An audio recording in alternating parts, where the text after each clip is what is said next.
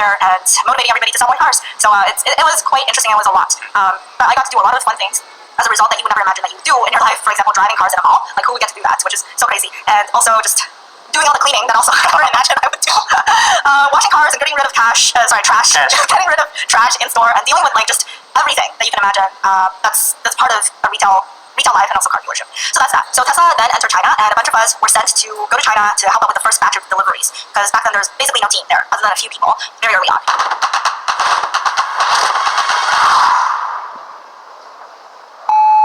我是第一个在西藏买特斯拉的车主。西藏是一个不几乎为零的地方，特斯拉又是零排放，它噪音也是零。我们在这使用特斯拉的时候特别有意义，我也特别喜欢使用特斯拉。像我平常上下班在环路上驾驶特斯拉特别堵车的情况下，我就可以放松一点。我们有2个小宝宝 ，Model X 的话6人进空间还是非常大。在开长途的时候，特斯拉的续航里程很长，非常方便。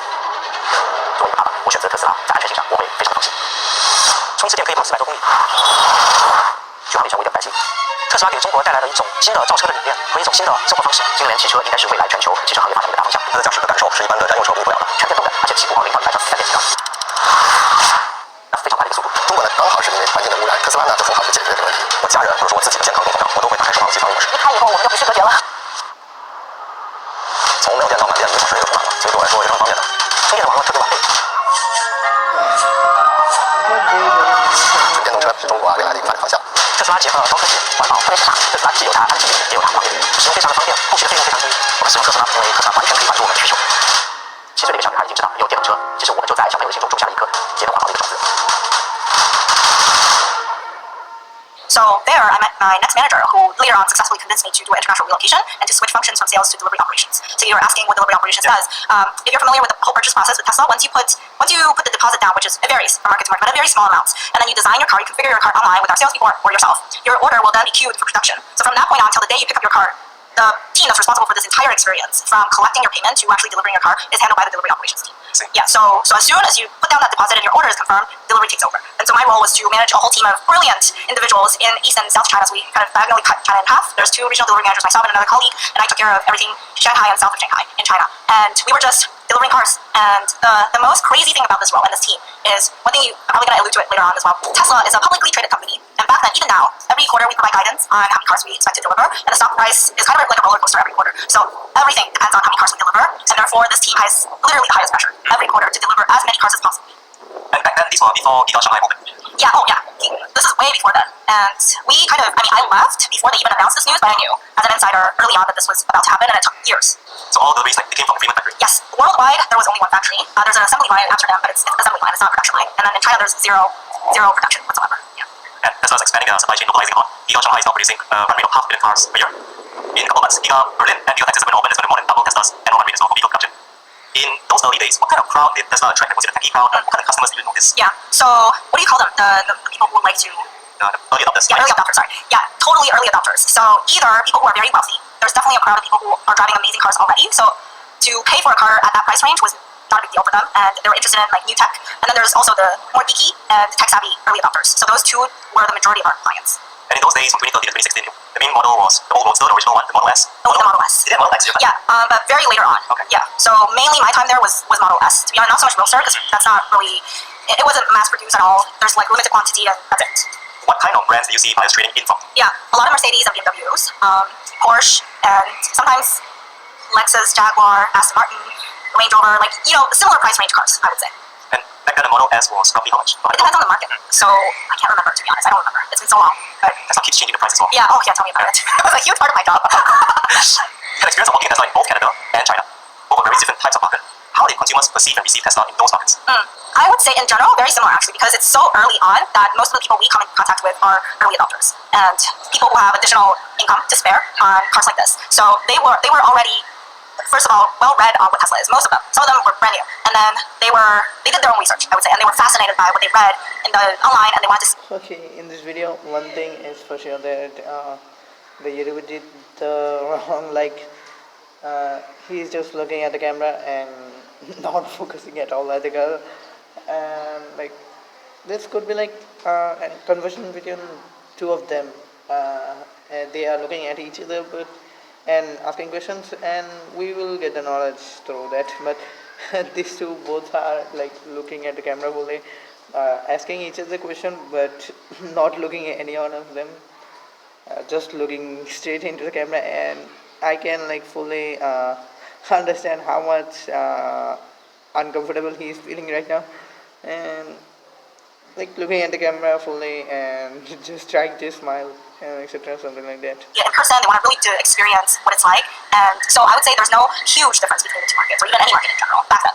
Yeah. As a regional delivery manager, we read that in many places, Tesla actually gets volunteers from the local markets to help with deliveries, especially in the last quarter. You just close the quarterly delivery numbers. Do you experience that? No, maybe that happened later on, but I have to say every quarter was insane. Like every quarter we have to think about what are the things that we could possibly do to deliver one more car, just one more car. Like every day you have to think about how many cars you end up every single quarter, and obviously I can't share regional or market-specific numbers, but really it doesn't matter which market you're in, especially like in China, it began to get a bigger share of the total delivery numbers with time, and so our roles were so important, and it was just an incredible experience every quarter. Everybody felt like they needed to take a month off after the last day of every quarter, but it never stops. One thing about Elon, though, is I would remember during critical quarters where things were maybe not looking so great, you would receive an email directly from Elon himself saying, I remember so clearly one quarter, it was Q4, he's like, I'm going to be on the floor of Fremont, like all the parking area where we do mass deliveries in California. He's like, I'll be like side by side with all of you delivering every single car we possibly can. And it was like December 24th, like, Christmas Eve day. And then when you receive an email like that, everybody's like, okay, we're going to work so much harder because you just feel so motivated by those types of emails. And he really is part of the reason why Tesla succeeded, in my opinion. There's never been a successful American car company in almost a century, and Elon publicly said that more than 2/3 of all his professional pain and suffering came from Tesla. It's really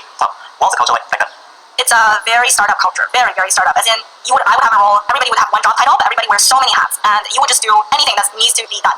It was very scrappy. We had no perks, no benefits in terms of like food or snacks, stuff like that, but obviously we have medical insurance and all that, but just getting things done with the lowest cost was basically the spirit of things. And also, just things changes on a daily basis, or maybe like half-day basis. It was so normal to deal with change and navigate and just firefight every day, unfortunately, but you also learn and grow a lot. What would you say is your biggest highlight working at Tesla? There's too many. It's very hard to say one. I would say I was very, very lucky in the sense that I joined, I think, at the best time when Tesla was just about to take off. And then also entering China market, which was completely new. I got to be part of the team that set up the entire operations there. And I also was so lucky that I got to visit all the factory and assembly line. I was in Europe. I was looking at our assembly line in Amsterdam. I was in Fremont.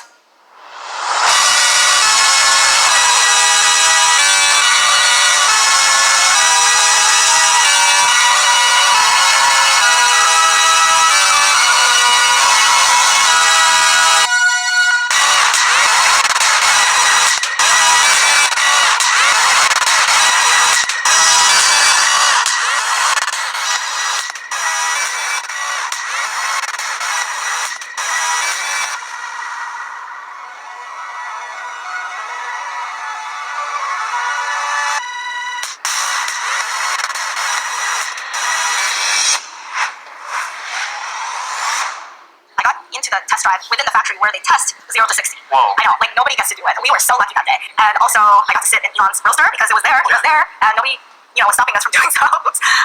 And yeah, there were just things like this sounds like. Oh, I just remember that design. This Tesla roadster was, I think, at the Grand Theft Auto San Andreas. I think this was at there because the design is fully familiar with that. Bragging about all the things I got to do, for example. And that was the most powerful car in the whole GTA San Andreas. So, yeah, that's pretty reasonable for being there. They were shooting Suits, the TV show, in Toronto all the time. And they were the show, the producers and the directors were fascinated with Tesla back then. So they were borrowing our car, and we got to go on set and meet all the cast. And there was another company that does private jets, and they wanted our car to be part of their event. So we got there and we actually got to ride the jet. Super cool experiences. Riding an Elon's poster, which is now somewhere in the solar system. I'm not sure where. Maybe out of the solar system. In every startup, there are tough moments, sacrifices. What's been the low light in your Tesla time? Okay, so This is a sigh. which one should I share? I think one, maybe I'll share two. One is the constant pressure. It never stops. The 3 years I was there, I don't think I took any break unless it's like a public holiday where everybody was off and we couldn't really deliver any cars, for example. That's when I took days off. But I was fully in it. Like I wasn't really suffering, but in hindsight, I was burning out. So that's one, the pressure every quarter to deliver. The other is, you remember like there was a huge explosion in China with one of the ports, the main ports, back in 2015, I think, or 16. Like the whole, Tianjin port. There's two main ports in China where all our cars come from. And so one morning I woke up to crazy news that the port exploded. So all our cars were stuck there, and obviously there was a lot of other damages too, and then we just had to deal with the consequences of that tragedy, which you would just never imagine that something like that would happen to your job. And I remember so clearly that day I had to travel to Hangzhou because 50%, 60% of my job was traveling around all the cities with to see my team. And I was on the taxi having a conference call with everybody on how do we deal with the situation. We still have to figure out how to get our cars out so we can deliver them on time, It's just Still crazy. thinking about delivery in a kind of Yes, but then you also have to assess the damage, and then we have people going in midnight to check the quality of cars and how many were damaged, what bins, and how do we communicate with the customer, all those things. And there was literally never a dull moment working at Tesla every single day for 3 years. I haven't heard of an incident, so I'm going to link an article in the description below because I'm curious about that Yeah, myself. it was a huge one. I'm sensing very high highs, very deep lows as well. You really are alive people for Tesla. What's it like meeting Elon Musk and what happened? What's his effect to people? So I've never really shook hands and met and talked to Elon. I just want to say we've been in the same space together. So that's me considering meeting him. And I think he has a huge presence. He's very tall, so you won't miss him. And obviously I was proactively looking for him in the office space anyway. And so I wouldn't know what it's like to really work directly with Elon, but I would say he is definitely someone who is very special. And he is not your common entrepreneur, and he is one of a kind for sure. He is extremely smart and hardworking. And as much hard work as we had to do being part of the company because of all the circumstances, I really do credit Elon for his leadership and really just motivating the entire company and getting things done. And that's why Tesla is so successful today. He's also just announced last week in Tesla's AI Day, Tesla Bolt. Some people criticize it, think it's fantasy, others say it's a distraction from the mission. Knowing Tesla, knowing how he thinks, what's your take on something like Tesla Bolt? I actually think it's a very realistic idea, to be honest. I don't think out of all the things that he said on Twitter and everywhere else, this is probably the most realistic one I've ever heard, and I think it makes total sense. I think Tesla's in a very unique position to do so. Like every single one of them gone through the pressure that put it on them for work, and yeah, if there are this kind of people who are willing to do your work under pressure in less money, then your company have to of course have to go wild, go in super class or something like that, become very successful or something. So yeah, probably we can see why Tesla is so much in the air right now, or so much hype about that or something like that. And thinking what should I do next. I don't know, I maybe need to finish the graphic design things playlist, and then let's see what should we do, and also CS50 understanding technologies. Okay, let's just see what will we do.